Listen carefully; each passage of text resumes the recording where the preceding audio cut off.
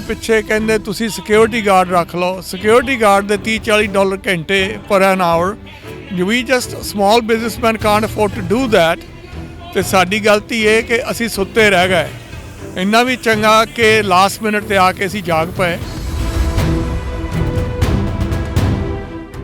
ਹੁਣ ਕਈ ਕਹਿੰਦੇ ਵੀ ਨਹੀਂ ਸਾਡੀਆਂ ਮੰਗਾਂ ਪੂਰੀਆਂ ਹੋ ਗਈਆਂ, ਅਮੈਂਡਮੈਂਟਸ ਪੂਰੀਆਂ ਹੋ ਗਈਆਂ।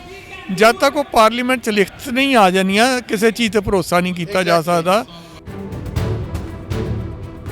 जी पंजाबी रेडियो USA ਤੇ ਇੱਕ ਵਾਰ ਫਿਰ ਆਪ ਸਭ ਦਾ ਬੜਾ ਨਿੱਘਾ ਜਿਹਾ ਸਵਾਗਤ ਹੈ। ਸਭ ਦਰਸ਼ਕਾਂ ਦਾ ਔਰ ਸਭ ਸਰੋਤਿਆਂ ਦਾ। ਬਿੱਲ SP 553 ਦੇ ਖਿਲਾਫ ਇੱਕ ਵਕਾਲਾ ਭਰਵੇਂ ਢੰਗ ਦੇ ਨਾਲ ਇਸ ਵੇਲੇ ਕੈਪੀਟਲ ਬਿਲਡਿੰਗ ਸੈਕਰਾਮੈਂਟੋ ਦੇ ਸਾਹਮਣੇ ਚੱਲ ਰਿਹਾ ਹੈ। ਹਜ਼ਾਰਾਂ ਦੀ ਗਿਣਤੀ ਦੇ ਵਿੱਚ ਇੱਥੇ ਨਿੱਕੇ ਵਪਾਰਾਂ ਦੇ ਨਾਲ ਜੁੜੇ ਲੋਕ ਨੇ ਜਿਹੜੇ ਉਹ ਆ ਚੁੱਕੇ ਨੇ, ਜਿਨ੍ਹਾਂ 'ਚ ਖਲੋਣ ਦੀ ਹਿੰਮਤ ਨਹੀਂ, ਉਹ ਬੈਠ ਵੀ ਚੁੱਕੇ ਨੇ। ਉਹਨਾਂ 'ਚੋਂ ਇੱਕ ਜੀ ਨੇ ਜਿਹੜੇ ਉਹਨਾਂ ਨਾਲ ਗੱਲ ਕਰਨੇ। ਸਤਿ ਸ਼੍ਰੀ ਅਕਾਲ ਜੀ। ਵਾਹਿਗੁਰੂ ਜੀ ਕਾ ਖਾਲਸਾ, ਵਾਹਿਗੁਰੂ ਜੀ ਕੀ ਫਤਿਹ। ਨਾਂ ਦੱਸਣਾ ਆਪਣਾ। ਮੇਰਾ ਨਾਮ ਮਨਜੀਤ ਸਿੰਘ ਪੋਰੇਵਾਲ ਜੀ। ਕਿੱਥੋਂ ਆਣਾ ਹੋਇਆ? ਮੈਂ ਵੈਕਾਵਿਲ ਤੋਂ ਆਇਆ।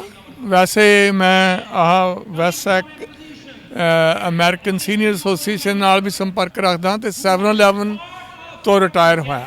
ਅੱਛਾ, ਮੈਂ ਪੁੱਛਣਾ ਚਾਹਾਂਗਾ ਕਿ ਇਹ 553 ਹੈ ਜਿਹੜਾ ਰੱਬ ਨਾ ਕਰੇ ਜੇ ਇਹ ਕਿਤੇ ਮਨਜ਼ੂਰ ਹੋ ਜਾਂਦਾ, ਲਾਗੂ ਹੋ ਜਾਂਦਾ, ਕਿੱਥੇ ਵੇਖ ਰਹੇ ਜੇ ਨਿੱਕੇ ਵਪਾਰਾਂ ਨੂੰ, ਕਿੱਥੇ ਵੇਖ ਰਹੇ ਜੇ ਨਿੱਕੇ ਕਾਰੋਬਾਰਾਂ ਨੂੰ, ਕਿੱਥੇ ਵੇਖ ਰਹੇ ਜੇ ਨੋਹਾਂ ਦੇ ਨਾਲ ਕਮਾਈ ਕਰਨ ਵਾਲੇ ਲੋਕਾਂ ਨੂੰ? ਦੇਖੋ ਜੀ, ਜਿਹੜੇ ਸਮਾਲ ਬਿਜ਼ਨਸਮੈਨ ਆ ਜਿਨ੍ਹਾਂ ਦੇ 10 ਤੋਂ ਘੱਟ EMPLOYEE ਆ, ਕਈਆਂ ਤਾਂ ਵਿਚਾਰਿਆਂ ਦੇ 2-2 4-4 ਹੀ ਆ, ਉਹਨਾਂ ਦਾ ਤਾਂ ਉਹ ਤਾਂ ਅਫੋਰਡ ਹੀ ਨਹੀਂ ਕਰ ਸਕਦੇ B553।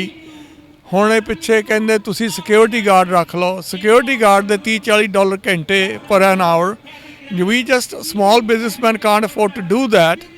ਤੇ ਸਾਡੀ ਗਲਤੀ ਇਹ ਕਿ ਅਸੀਂ ਸੁੱਤੇ ਰਹਿ ਗਏ। ਇੰਨਾ ਵੀ ਚੰਗਾ ਕਿ ਲਾਸਟ ਮਿੰਟ ਤੇ ਆ ਕੇ ਅਸੀਂ ਜਾਗ ਪਏ ਤੇ ਸਾਡੇ 'ਚ ਇਕੱਠ ਆਇਆ ਤੇ ਬੜੀ ਖੁਸ਼ੀ ਆ ਦੇਖ ਕੇ ਵੀ ਇਹ ਜਿਹੜਾ ਮੋਮੈਂਟਮ ਕ੍ਰੀਏਟ ਹੋਇਆ SB 553 ਤੋਂ ਇਹਨੇ ਲੋਕਾਂ ਦਾ ਇਕੱਠ ਕੀਤਾ। ਹੁਣ ਕਈ ਕਹਿੰਦੇ ਵੀ ਨਹੀਂ ਸਾਡੀਆਂ ਮੰਗਾਂ ਪੂਰੀਆਂ ਹੋ ਗਈਆਂ, ਅਮੈਂਡਮੈਂਟਸ ਪੂਰੀਆਂ ਹੋ ਗਈਆਂ। ਜਦ ਤੱਕ ਉਹ ਪਾਰਲੀਮੈਂਟ 'ਚ ਲਿਖਤ ਨਹੀਂ ਆ ਜਾਣੀਆਂ ਕਿਸੇ ਚੀਜ਼ ਤੇ ਭਰੋਸਾ ਨਹੀਂ ਕੀਤਾ ਜਾ ਸਕਦਾ। So we have nothing to lose. ਇੱਥੇ ਪ੍ਰੋਟੈਸਟ ਕਰਨ ਆ ਗਏ ਹਾਂ ਤੇ we have absolutely nothing to lose. ਆਪਣੀ ਅਸੀਂ ਸਪੋਰਟ ਦਿਖਾਉਂਦੇ ਹਾਂ ਔਰ ਇਕੱਠ ਵਧਾਉਂਦੇ ਹਾਂ ਕਿ ਇਹਦੇ ਵਿੱਚ ਜਿੰਨੇ ਵੀ ਸਮਾਲ ਬਿਜ਼ਨਸਮੈਨ ਹੈਗੇ ਆ ਸਾਰਿਆਂ ਨੂੰ ਇਕੱਠੇ ਹੋਣਾ ਚਾਹੀਦਾ ਔਰ ਬੜਾ ਉਤਸ਼ਾਹ ਆ। ਇਹਨੂੰ ਡਿਫਿਊਜ਼ ਨਾ ਹੋਣ ਦਿਓ।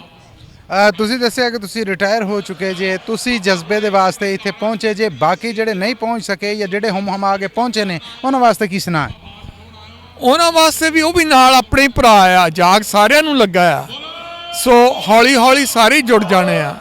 ਉਹ ਮਤਲਬ ਕਈਆਂ ਨੂੰ ਇਹ ਕਹਿੰਦੇ ਆ ਵੀ ਜਾਣ ਦੀ ਲੋੜ ਨਹੀਂ, ਅਮੈਂਡਮੈਂਟ ਸਾਡੀਆਂ ਹੋ ਗਈਆਂ, ਸਾਰਾ ਕੁਝ ਮੰਨ ਲਿਆ ਗਿਆ। ਜਿੱਦਾਂ ਕਿ ਮੈਂ ਦੱਸਿਆ ਵੀ ਇੱਥੇ ਆਉਣ 'ਚ ਕੋਈ ਹਰਜ ਨਹੀਂ ਜਦ ਤੱਕ ਸਾਰਾ ਕੁਝ ਲਿਖ 'ਚ ਪੱਕੇ ਤੌਰ 'ਤੇ ਸਾਹਮਣੇ ਨਹੀਂ ਆਉਂਦਾ ਤੇ ਇੱਥੇ ਪ੍ਰੋਟੈਸਟ ਜਾਰੀ ਰੱਖਣਾ ਚਾਹੀਦਾ।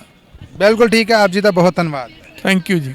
ਗੱਲ ਉਹੀ ਹੈ ਕਿ ਜੇ ਕੋਈ ਤਬਦੀਲੀਆਂ ਹੋਈਆਂ ਵੀ ਨੇ ਉਹਨਾਂ ਨੂੰ ਪਰਖਣਾ ਚਾਹੀਦਾ ਹੈ। ਜੇ ਤੇ ਉਹ ਕਬੂਲ ਕਰਨ ਦੇ ਕਾਬਿਲ ਹੈ ਨੇ ਤੇ ਬਿਲਕੁਲ ਠੀਕ ਹੈ, ਗਲ 'ਚ ਫੁੱਲਾਂ ਦੇ ਹਾਰ ਪਾ ਦੇਣੇ ਚਾਹੀਦੇ ਨੇ। ਤੇ ਜੇ ਉਹ ਨਿੱਕੇ ਕਾਰੋਬਾਰਾਂ ਨੂੰ, ਵਪਾਰਾਂ ਨੂੰ ਮਾਰਨ ਵਾਸਤੇ ਹਨ ਤੇ ਫਿਰ ਮੇਰਾ ਖਿਆਲ ਡਟਣਾ ਚਾਹੀਦਾ ਹੈ। ਸੋ ਪੰਜਾਬੀ ਰੇਡੀਓ USA ਤੇ ਕਦੋਂ ਦਾ ਹੋਕਾ ਦੇ ਰਿਹਾ ਹੈ ਕਿ ਕਿਸੇ ਅਫਵਾਹ ਤੇ ਕੰਨ ਨਾ ਧਰਨਾ। ਸੋ ਅੱਜ ਦੇ ਇਸ ਇਕੱਠ ਨੇ ਦੱਸ ਦਿੱਤਾ ਹੈ ਕਿ ਸਭ ਫਿਕਰਮੰਦ ਹਨ ਔਰ ਆਖਰੀ ਹੱਦ ਤੱਕ ਜਾਣਗੇ। ਸੋ ਪੰਜਾਬੀ ਰੇਡੀਓ USA ਤੋਂ ਅਗਲੀ ਖਬਰ ਦੇ ਨਾਲ ਛੇਤੀ ਮਿਲਣੇ। ਸਾਡੇ ਨਾਲ ਜੁੜੇ ਰਹਿਣਾ।